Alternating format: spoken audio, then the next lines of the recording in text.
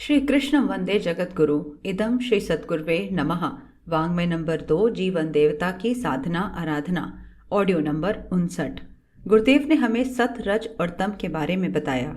हमने जाना कि तीनों ही हर पल हर मनुष्य में होते हैं, पर अलग अलग मात्रा में। तीनों का होना बराबर रूप से जरूरी है, महत्वपूर्ण है। हमें सत, रज और तम तीनों ही चाहिए। तम बुरा नहीं, रज और सत और तम तीनों ही आवश्यकता अनुसार होते हैं। आगे हमने सत्य, प्रेम और न्याय की त्रिवेणी के बारे में जाना। इन्हीं तीन पहलुओं में जीवन बटा हुआ है, इसको समझा।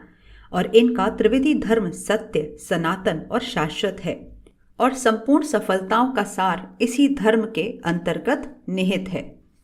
अब क्रमशः आगे। उद्देश्य के लिए जीवित रहिए। जीवन का साधारण क्रम चलाते रहने से मनुष्य का काम नहीं चल सकता। पशु बुद्धि तो आहार, निद्रा, भय की शारीरिक इच्छाओं की पूर्ति के उपरांत शांत हो सकती है, परंतु मानव आकांक्षा तृप्त नहीं हो सकती। हम उद्देश्यमय जीवन जीना चाहते हैं, कुछ महत्वपूर्ण कार्य करना चाहते हैं, ईश्वर के सामने अपनी सच्चाई साबित करना चाहते हैं, जीवन जैसे बहुमूल्य कोष का सदुपयोग करना चाहते हैं।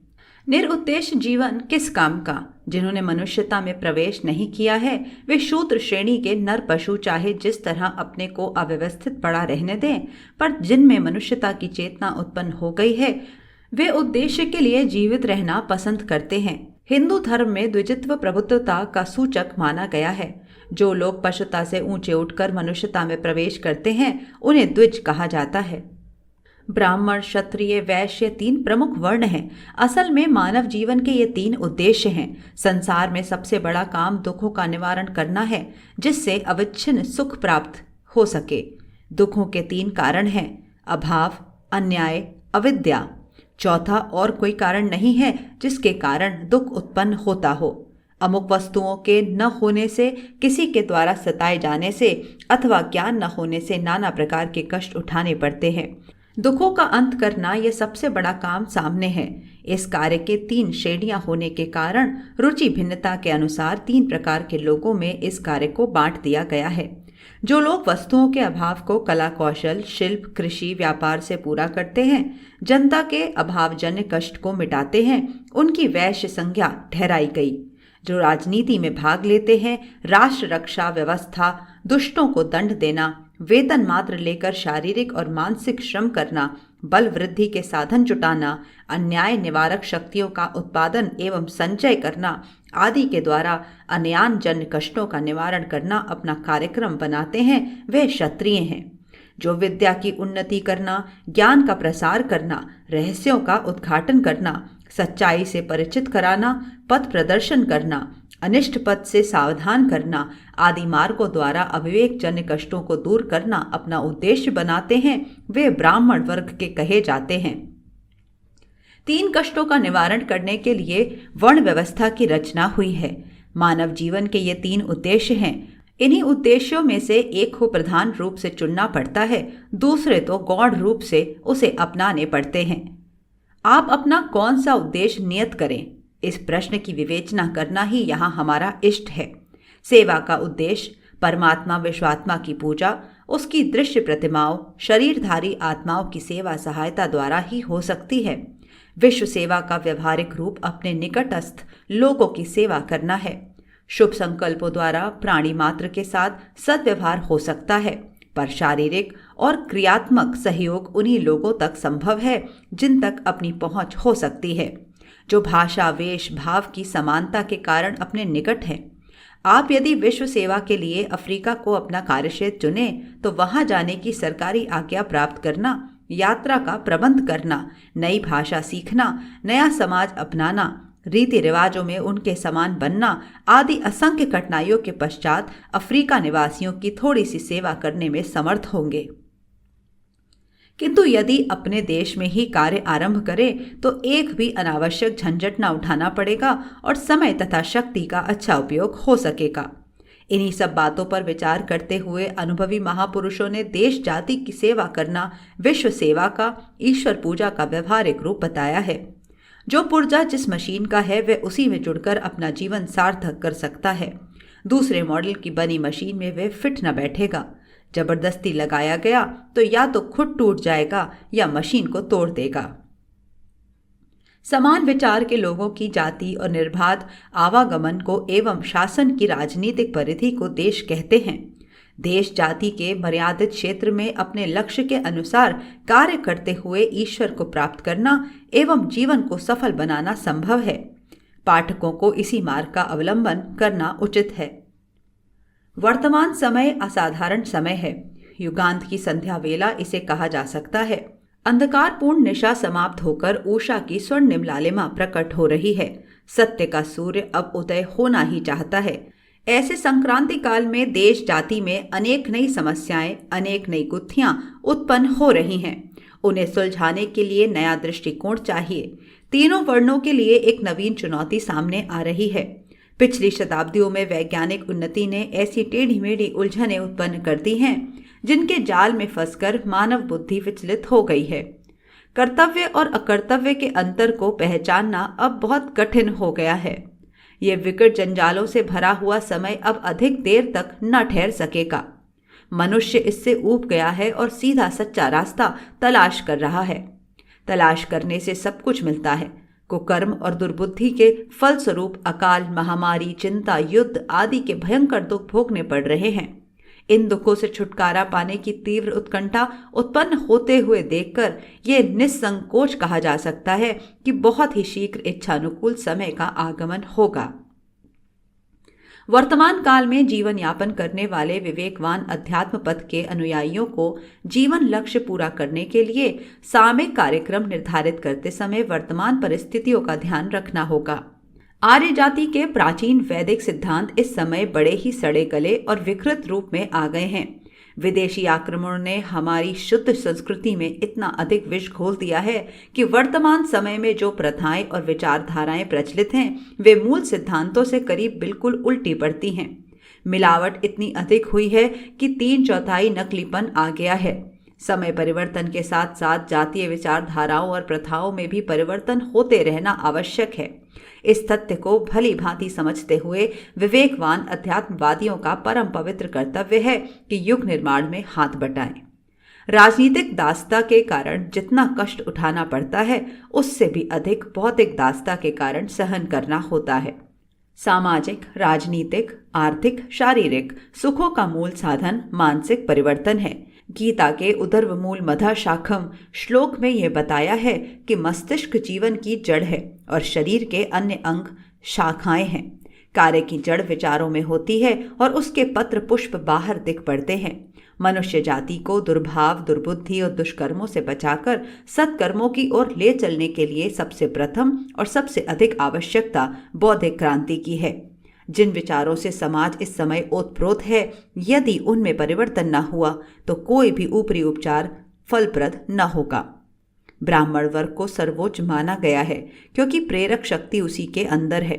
बुद्धि की उत्मत्ता पर जीवन की उत्मत्ता निर्भर करती है। इसी प्रकार विचारों की रचना के अनुसार समाज की स्थिति होती है। हमारे देश जाति का चतुर्मुखी पतन जिन कारणों से हुआ है उनमें बौद्धिक पतन सबसे प्रधान है। जिस हेतु से अधःपात हुआ है उसे दूर करके ही पुनः उन्नत दशा को प्राप्त किया जा सकता है। आप उद्देश्य में जीवन जीने की इच्छा करते, मानव जीवन को ईश्वर की इच्छा के अनुसार व्यतीत करना चाहते हैं तो अभाव, अन्याय या अज्ञान को दूर करने का व्रत करना होगा। जिस वर्ण में आपकी स्थिति है उसके अनुसार कार्य करना चाहिए। साथ ही युग परिवर्तन की वर्तमान संध्या का ध्यान रखते हुए सामयिक धर्म का पालन भी करना चाहिए। अग्नि को बुझाने के लिए, कुएं में गिरे हुए को निकालने के लिए, शत्रु का मुकाबला करने के लिए जैसे अपने अपने नियत कार्यों को छोड़कर सब लोग उस सामयिक आवश्यकता को पूरा करने में लग जाते हैं, उसी प्रकार अपने समाज को अवनति के गर्त में से निकालने के लिए जुट जाइए। आज युग की पुकार यह है कि जबरदस्त बौद्धिक परिवर्तन किया जाए। यह कार्य ब्राह्मण वर्ग का है, किंतु इस समय वह वर्ण निर्बल हो रहा है, अथवा यूं कहिए कि जितने बड़े कार्य को पूरा करना है उसे इतनी सीमित शक्ति से पूरा नहीं किया जा सकता। अतएव सब लोगों को मिलकर उस भार को उठाना चाहिए। आज ब्राह्मण तत्व निर्बल हो रहा है अथवा अधिक भारग्रस्त है। अज्ञान की पीड़ा को दूर करने के लिए सब किसी को उसकी सहायता करनी चाहिए। आप जरा उदार और दयाद्र होकर स्वाजित बंधुओं की दुर्दशा का निरीक्षण कीजिए। बीमारी, गरीबी, बेकारी, अभाव, चिंता, कलह, क्लेश, वियोग, पाप, ममता, मोह के कारण दुखों की घोर घटाएं छाई हुई हैं। बेचारा मानव प्राणी नाना कलह कष्टों में पिसा जा रहा है। इन दुखों को देखकर जिसका हृदय नहीं पसीजता, आंखों से आंसू नहीं आते और इन्हें मिटाने के लिए जिसकी भुजाएं नहीं फड़कती, उसमें और पाषाण में कुछ विशेष अंतर नहीं रह जाता। फिर भी हम मानते हैं कि आप प्रेमी, दयालु और सेवा भावी हैं। दुखियों का दुख मिटाने में अपने जीवन को सार्थक करना चाहते हैं। सामने देखिए, एक बीमार पड़ा हुआ है। आप उसकी दवा, दारू, सेवा, शुश्रूषा करके अच्छा कर देते हैं, लेकिन अभी 10 दिन भी नहीं बीतने पाते कि वह फिर बीमार पड़ जाता है। बेचारा स्वास्थ्य के नियमों से परिचित न था। बीमारी से उठने के बाद कुपत्य करने लगा और फिर बीमार पड़ गया। इसकी तो रोज ही ऐसी सेवा करनी पड़ेगी। आप कहाँ तक अच्छा करेंगे? सामने देखिए, एक बड़ा दरिद्र भिक्षुक आ रहा है। उसकी सहायता करना आपका कर्तव्य है। अपनी थाली में जो भोजन आया है आप उसे खिला देते हैं और स्वयं भूखे रह जाते हैं। पर अरे, ये देखिए, आपका प्रयत्न तो व्यर्थ रहा। कल आपने स्वयं भूखे रहकर जिसकी भूख मिटाई थी, वह तो आज फिर भूखा का भूखा ही है। बेचारा उपार्जन के परिश्रमपूर्ण मार्ग की महत्ता से अनभिज्ञ है। ऐसे ही भीख टूक मांगकर जीवन बिताता है। जिंदगी भर उसे बैठाकर आप कहाँ तक खिलाएंगे? सामने देखिए, एक मनुष्य को किसी दुष्ट ने सताया है। आप उसकी रक्षा के लिए चलते हैं, उसकी आपत्ति अपने सिर लेते हैं, बलवान से उलझकर किसी प्रकार उस बेचारे निर्बल मनुष्य को दुष्ट के पंजे से छुड़ाते हैं। पर ओफ, आपका सारा प्रयत्न व्यर्थ चला गया। कल उसे एक जालिम के पंजे से छुड़ाया था, आज दूसरे का शिकार बन गया। यह तो जहां जाएगा वहीं अपने दब्बू स्वभाव के कारण जुल्म का शिकार बन जाएगा। यह तो रोज का काम है। आप कहां तक इसे बचाते फिरेंगे? सामने देखिए, एक आदमी का धन चोरी चला गया। बेचारा दहाड़ मार कर रो रहा है। आप उसे अपना धन दे देते हैं जिससे उसे संतोष हो जाए। शायद अब वह बहुत दिनों प्रसन्न रहेगा। अरे, ये क्या? अभी 4 दिन भी नहीं हुए उसे अपना धन देकर संतुष्ट किया था, आज तो वह फिर उसी तरह रोता है। जरा पूछिए तो कारण क्या है? कहता है, आज मेरे घर की दीवार टूट गई है। यह तो बड़ा बखेड़ा है। दुनिया की नाशवान चीजें तो रोज रोज नष्ट होने वाली हैं। वह तो हर नाश पर रोएगा। इसे संतोष कराना आपके वश की बात नहीं है। इस बेचारे अभावग्रस्त को देखिए, कितनी प्रार्थना के साथ एक पैसा मांग रहा है। आप कहते हैं, चल भाई, एक एक करके पैसा क्या मांगता है, मेरे साथ चल, जिस वस्तु की आवश्यकता हो मुझसे ले लिया करना। वह गरीब आदमी साथ चल देता है। पहले भोजन मांगता है, आप देते हैं। फिर वस्त्र मांगता है, आप देते हैं। अब घर चाहिए, वह भी दिया। फिर स्त्री, नौकर चाकर, घोड़ा गाड़ी, धन, संतान, कीर्ति, भोग विलास, वैभव, राजपाट आदि की मांगे क्रमशः उत्पन्न होती गईं। आप तो मामूली आदमी हैं, इन बढ़ती हुई इच्छाओं को कहाँ तक पूरा करेंगे? तृष्णा तो 7 समुद्रों को पार कर कर भी शांत नहीं हो सकती। 2 व्यक्तियों में झगड़ा हो रहा है। आप उसे निपटाने के लिए चलते हैं, अपनी सारी बुद्धि लगाकर उस समय मामले को तय करा देते हैं, पर दूसरे दिन वह विग्रह दूसरे रूप में फिर उपस्थित हो जाता है। एक व्यक्ति अनुचित काम कर रहा है, आज उसे धिक्कार कर या समझा बुझाकर अपने प्रभाव से या बलपूर्वक आप उसे रोक देते हैं, किंतु कल वह फिर उसी प्रकार के कार्य पर उतारू है। एक मनुष्य एक प्रकार के भ्रम में उलझकर अपने को दुखी बनाए हुए है। आप उस समय भ्रम को हटा देते हैं, पर दूसरे क्षण दूसरी सनक उस पर सवार हो जाती है।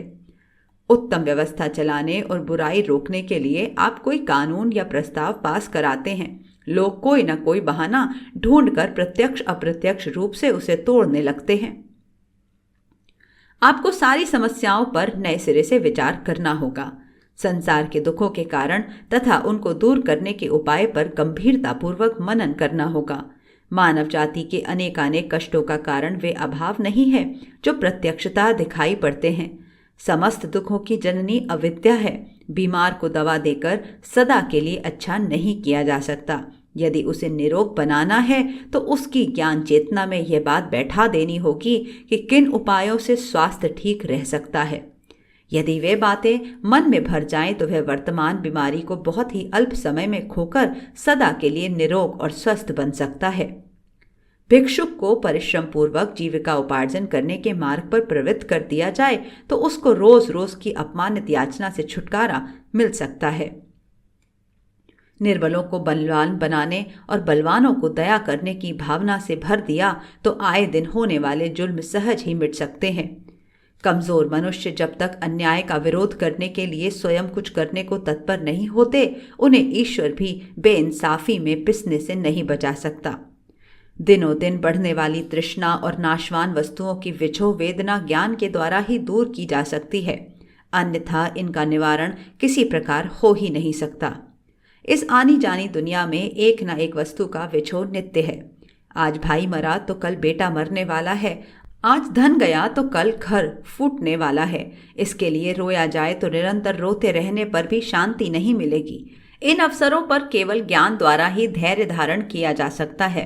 भूतकाल का शोक, आने वाले कष्ट, मनोविकार, पाप, आकर्षण, ये सब तात्कालिक प्रतिबंधों से तो रोके नहीं जा सकते।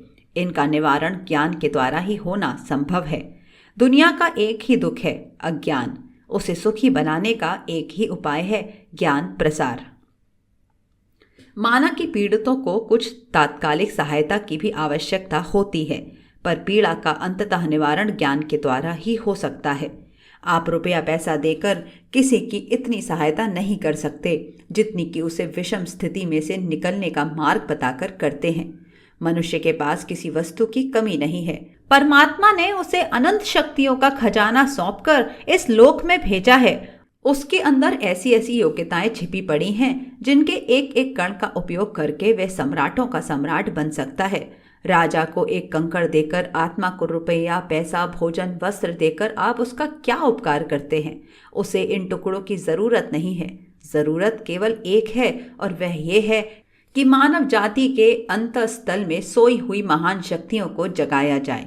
समुद्र लांघते समय हनुमान जी अपनी अशक्ति अनुभव करते हुए बड़े दीन हो रहे थे। जामवंत ने उन्हें बोध कराया, हे पवन पुत्र, सत्य को समझो, ऐसे दीन वचन न बोलो, तुम्हारे अंदर तो अकूत बल भरा हुआ है। जामवंत के उद्बोधन से हनुमान जी का सोया हुआ बल जाग पड़ा और वे एक ही छलांग में समुद्र पार कर गए। आज कोटि कोटि हनुमान अपनी अशक्ति प्रकट करते हुए दीन वचन बोलते हैं और असफलता के तट पर बैठे बैठे हाथ मलते हैं। इस समय ऐसे जामवंतों की जरूरत है जो इन्हें इनके आत्मबल का ज्ञान करा के आपत्तियों का समुद्र लांघने के लिए तत्पर कर दें।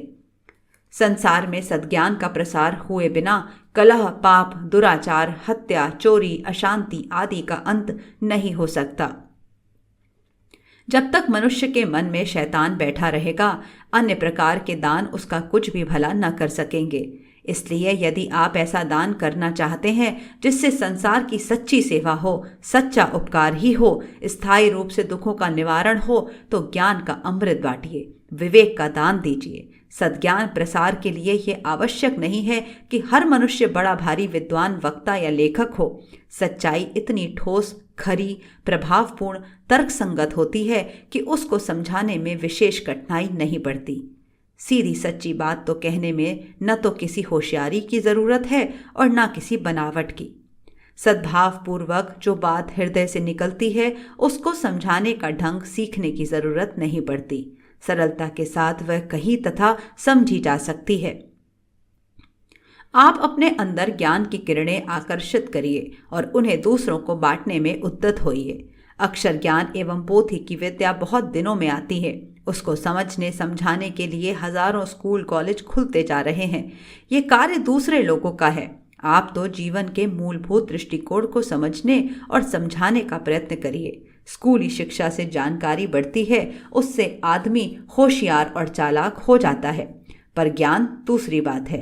जिस प्रकार बिना पढ़े लोग ज्ञान से वंचित रहते हैं, वैसे ही पढ़े लिखे लोग भी उससे शून्य पाए जाते हैं। किताबें दिमाग को बढ़ा सकती हैं, पर हृदय को परिवर्तन करने की शिक्षा तो दूसरी ही है। जीवन की वास्तविक महत्ता को समझाना और उसका सदुपयोग करना जिस शिक्षा के द्वारा सीखा जाता है, उसे ज्ञान कहते हैं। ज्ञान देने वाले और लेने वाले के लिए वह आवश्यक नहीं है कि वे अमुक कक्षा तक पढ़े लिखे ही हों।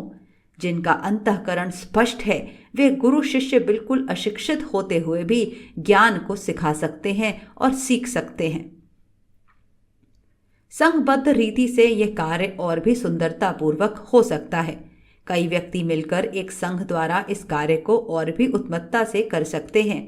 दूसरा तरीका यह है कि जो लोग इस ज्ञान प्रसार के कार्य में प्रवृत्त हैं उनके कार्य में अपनी शक्ति सहायता को जोड़कर अधिक से अधिक बल प्रदान किया जाए। अखंड ज्योति जैसे संस्थान को यदि आप जैसे उत्साही एवं कर्तव्यपरायण महानुभावों का सहयोग प्राप्त हो तो वह अब की अपेक्षा हजारों गुनी शक्ति एवं सफलता के साथ सद्ज्ञान का विस्तार कर सकता है। अकेला व्यक्ति भी अपनी शक्ति के अनुसार बहुत कुछ कार्य कर सकता है। आप इस समय ब्राह्मण धर्म की सहायता कीजिए। देश जाति की गिरी हुई दिशा को सुधारने के लिए स्वदेशी बांधवों की विचारधारा पलटने में लग जाइए। अपने घर में, संबंधियों में, मित्रों में, ग्राहकों में, परिचितों में, अपरिचितों में ज्ञान के बीज बोते चलिए। उन्हें सन्मार्ग पे चलने के लिए प्रोत्साहित करते रहिए। पुरानी प्रथाएं और परिपाटियां मिलावट होने के कारण तथा समय से पीछे की हो जाने के कारण बहुत अंशों में अनावश्यक हो गई हैं। उन्हें सुधारना अत्यंत आवश्यक है। संशोधन एवं परिमार्जन की विचार और कार्य दोनों दिशाओं में जरूरत है। नवयुग निर्माण का पवित्र यज्ञ कार्य करने के लिए आपको बढ़ना है। पुराने यज्ञ कुंड में स्वाहा करनी है ताकि नवीन सुगंधित यज्ञ धूम उत्पन्न होकर देवताओं को प्रसन्न करे। उद्देश्यपूर्ण जीवन बिताइए। लक्ष्य को लेकर जीवित रहिए। आज अज्ञान निवारण का महान कार्य सामने पड़ा हुआ है। आप ब्राह्मण तत्व की सहायता कीजिए और पापों से जलती हुई मनुष्यता को ज्ञान का अमृत पिलाइए। ईश्वर की पूजा देश जाति की सेवा में है। उसे सुखी बनाने का एकमात्र उपाय ज्ञान प्रसार है। अभाव और अन्याय के दुख भी ज्ञान से ही दूर हो सकते हैं। सर्वोद्भावेन आप ज्ञान प्रसार में जुट जाइए। इसी में सच्चा कल्याण है। कुशल समालोचक बनिए। दूसरों की समालोचना करना सुगम है। पराये दोष देखने में प्रवीण लोगों की अपार सेना चारों ओर घूम रही है। दुर्गुणों की वास्तविकता को जानने वाले थोड़े हैं, पर उन्हें बढ़ा चढ़ाकर देखने की वृत्ति बहुतों में पाई जाती है। दूसरों को दोषी देखकर अपने को उससे ऊंचा अनुभव करने का एक हल्का सा अवसर मिलता है। इस हल्के से लाभ का लोभ संवरण न करके सत्य असत्य तथ्यों के आधार पर अथवा केवल कल्पना द्वारा दोषारोपण करके कुछ लोग अपनी आत्मगौरव आकांक्षा को भद्दे रूप से तृप्त करते हैं। ऐसे लोग बहुत हैं जो अधर्म और असत्य तथ्यों को कल्पना का रंग देकर दूसरों को दोषी ठहराने में और उस दोषारोपण को लच्छेदार भाषा में वर्णन करने में रस लेते हैं। मनुष्य की पहचान करना एक आध्यात्मिक कला है जिसके आधार पर प्रसन्नता के साथ संसार में रहना और लोक व्यवहार में चतुर होना संभव है। कौन आदमी कैसा है इसकी वास्तविक जानकारी होने पर तदनुकूल व्यवहार करना सरल होता है। अपना प्रयोजन सिद्ध करने के लिए व्यक्तियों की बाहरी रूपरेखा जानने से ही काम नहीं चलता। उनकी भीतरी स्थिति समझना भी आवश्यक होता है। अपने को दूसरे के प्रभाव में किस हद तक जाने दिया जाए, इस प्रश्न का ठीक ठीक निर्णय उपयुक्त जानकारी के द्वारा ही हो सकता है। सत्संग का लाभ उठाने एवं ठगों के चक्कर से बचे रहने की असाधारण सफलताएं इस आध्यात्मिक कला द्वारा ही संभव हैं। दूसरों की मानसिक स्थिति समझने से भी अधिक उपयोगी एवं आवश्यक बात अपने आप को ठीक, सही और सच्चे रूप में समझना है। जिस प्रकार दूसरों में दोष निकालने की लत का बाहुल्य देखा जाता है, वैसे ही अपनी योग्यताओं के बारे में बढ़ी चढ़ी भ्रमपूर्ण धारणाएं बनाकर वास्तविकता से दूर हटते देखे जाते हैं। ऐसी दशा में अपनी योग्यता के अनुरूप कार्य चुनने में भारी बाधा उपस्थित होती है और आत्म सुधार तो करीब करीब असंभव सा हो जाता है। किसी बात की वास्तविकता को अपना हृदय जब तक स्वीकार न करे तब तक दूसरों के कहने से कुछ प्रभाव नहीं पड़ता। मस्तिष्क हृदय का गुलाम है। जो बात मन में बस रही है उसको उल्टे सीधे तर्कों से पुष्ट करने का दिमाग प्रयत्न करेगा। यदि बहस में हार जाए तो वितंडना खड़ा करेगा या चुप हो जाएगा, पर किसी भी दशा में उस तथ्य को स्वीकार न करेगा जो हृदयगत मान्यता के विरुद्ध है। अपनी स्थिति के बारे में 90% लोग दुराग्रही होते हैं। अपने को जैसा कुछ उल्टा सीधा उन्होंने समझ लिया है उसमें कोई संशोधन उन्हें ठीक नहीं जान पड़ता।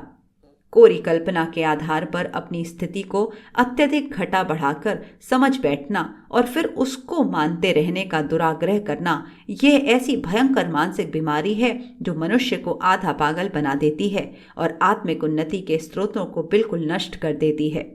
झूठ मूठ अपनी शेखी भगारने वाले लोग आपने देखे होंगे। ये केवल झूठे ही नहीं होते वरन उपयुक्त मानसिक रोगों से भी बहुत अंशों में ग्रसित होते हैं। उनके मन में एक ऐसी कल्पना घर बना लेती है कि वे कोई बड़े आदमी हैं और उस बड़प्पन की पुष्टि के लिए अंतर्मन की अदृश्य प्रेरणा के अनुसार शेखी भगार कर अपने भ्रम को पुष्ट करते हैं। यदि उन्हें समझाया जाए कि तुम शेखी मारते हो, झूठ बोलते हो, तो वे लज्जित नहीं होते वरन प्रतिरोध करने को तैयार हो जाते हैं। इससे प्रतीत होता है कि वह शेखी कोरा मनोरंजन या मस्खरापन ही नहीं है वरन उसके पीछे कोई गहरा कारण भी है। यह कारण वही उपयुक्त मानसिक बीमारी है जिससे ग्रसित रोगी अपने बारे में उल्टी सीधी कल्पनाएं कर बैठता और फिर उन्हें दुराग्रह पूर्वक सच समझने का हठ करने लगता है। हमने अपनी योग्यताओं और शक्तियों के उन्नत होने पर विश्वास करने को कहा है। इसका अर्थ आध्यात्मिक सद्गुणों पर विश्वास करना है। शेखीखोर लोग आत्मिक उन्नति पर विश्वास नहीं करते वरन शारीरिक एवं भौतिक स्थिति के बारे में उल्टी सीधी धारणा बना लेते हैं जो बहुत ही घातक है। अपनी आत्मिक योग्यता और महत्ता की संभावना पर विश्वास करना उचित है, पर उसका अर्थ वर्तमान कालीन स्थिति की ओर से आंखें बंद कर लेना नहीं है। ईश्वर उपासना के लिए, आत्मोन्नति के लिए आत्मनिरीक्षण एवं आत्मसंशोधन आवश्यक है। उन्नति के मार्ग पर चलने के लिए यात्रा की विघ्न बाधाएं हटाते चलने का भी ध्यान रखना पड़ता है। आप कुशल समालोचक बनिए, तत्वदर्शी बनिए, दृष्टा बनिए, सत्य को समझने की योग्यता प्राप्त कीजिए। एक निष्पक्ष परीक्षक की तरह अपने विवेक को अलग खड़ा कीजिए और उसके द्वारा अपने वर्तमान शारीरिक और मानसिक शरीर की वैज्ञानिक परीक्षा कीजिए। एक्सरे यंत्र द्वारा शरीर के भीतरी भागों का फोटो ले लिया जाता है। आपकी परीक्षक दृष्टि एक्सरे के समान विशुद्ध एवं यथार्थ होनी चाहिए। वर्तमान समय में शारीरिक और मानसिक कौन कौन से गुण दोष घट बढ़ रहे हैं उनका ठीक ज्ञान आपको होना चाहिए। आत्मा महान है, सर्वगुण संपन्न है, पर शरीर और मन वैसे नहीं है। शरीर स्वस्थ हो तो भी कपड़े का मैला, फटा या अशुद्ध होना संभव है। मन और शरीर आत्मा के वस्त्र हैं। इन वस्त्रों के मैलेपन पर तीव्र दृष्टि रखना और बार बार धोते रहना आवश्यक है। आत्मनिरीक्षण से अपनी मानसिक स्थिति को ठीक समझा जा सकता है। अपूर्णता न मानना, अपनी निर्दोषता या सर्वोपरि बुद्धिमत्ता का दुराग्रह करना बहुत ही घातक मानसिक रोग है। इससे जितनी जल्दी छुटकारा पाया जा सके पाने का प्रयत्न करना चाहिए। अपनी समालोचना बिना पक्षपात किए न्यायमूर्ति जज की तरह किया कीजिए। इसी दृष्टि से दूसरों की मानसिक स्थिति पर स्थिर चित्त से परीक्षण किया कीजिए। इस प्रकार आप वास्तविकता की ओर बढ़ेंगे, सत्य के अधिक समीप पहुंचेंगे, तात्विक ज्ञान से अधिक संपन्न होंगे। यही तरीका है जिससे दुनिया को अपने लिए और अपने को दुनिया के लिए उपयोगी बनाया जा सकता है। दूसरे का ठीक स्वरूप जानकर ही उससे ठीक काम ले सकते हैं और अपना ठीक स्वरूप जानकर उसमें से दोष निकालने और गुण बढ़ाने की व्यवस्था कर सकते हैं। क्या हम अपने आप को इतनी गहराई से जानते हैं? आइए हम सब अपने भीतर इसी गहराई में उतरने का प्रयास करें। अपनी आलोचना करने और कराने में रुचि रखिए। दोषों को बारीक दृष्टि से देखकर उन्हें हटाते चलिए और गुणों को बढ़ाते रहिए। अपने विचारों और विश्वासों पर भी गंभीर दृष्टि डालते रहिए कि कहीं वे दुराग्रह के कारण वास्तविकता से दूर तो नहीं हट रहे हैं। खुली बुद्धि से हर पाप पुण्य की वास्तविकता पर विचार किया कीजिए। पक्ष विपक्ष की दलीलों को सावधानी के साथ सुनकर विवेक के द्वारा उचित अनुचित का निर्णय किया कीजिए। किसी के हाथ अपनी बुद्धि मत बेचिए। किसी भी परंपरा के गुलाम मत बनिए। बौद्धिक दास्ता स्वीकार करने से इनकार कर दीजिए। हर भलाई बुराई पर स्वयं अपनी स्वतंत्र बुद्धि से गंभीर विचार करने के पश्चात ही स्वीकार करने न करने का फैसला करिए। दूसरों की मानसिक स्थिति देखकर उसके संबंध में कोई धारणा बनाइए। केवल कार्यों के बाह्य रूप देखकर कुछ निर्णय मत कीजिए। अपने विचार, विश्वास, स्वभाव, कार्य इन चारों पर निष्पक्ष समालोचन की दृष्टि डालकर सत्य के अधिक निकट पहुंचने का प्रयत्न कीजिए, जिससे संशोधन और सुधार के द्वारा आगे बढ़ते चलें। आत्मनिरीक्षण की योग्यता से अपना और दूसरों का भीतरी वास्तविक स्वरूप समझने का सदैव अभ्यास किया कीजिए। जीवन को सरल और समुन्नत बनाने वाली यह एक कला है जिसे सीखने का हम हर एक आध्यात्मिक पथ पर चलने वाले साधक से आग्रहपूर्वक अनुरोध करते हैं। आइए हम सब भी इसी मार्ग पर चलने का पूर्ण प्रयास करें। सभी को सादर प्रणाम। 21वीं सदी उज्जवल भविष्य। भारत माता की जय। प्रणाम सभी को। वाङ्मय अर्थात साहित्य, शब्द, भावना और विचार का संग्रह। योग ऋषि पंडित श्रीराम शर्मा आचार्य जी की इस धरोहर को ऑडियो रूप से सुनने के लिए चैनल को लाइक करें, सब्सक्राइब करें और नोटिफिकेशन ऑन करें। आइए गुरुदेव की वाणी जन जन तक पहुंचाएं। सभी को आभार।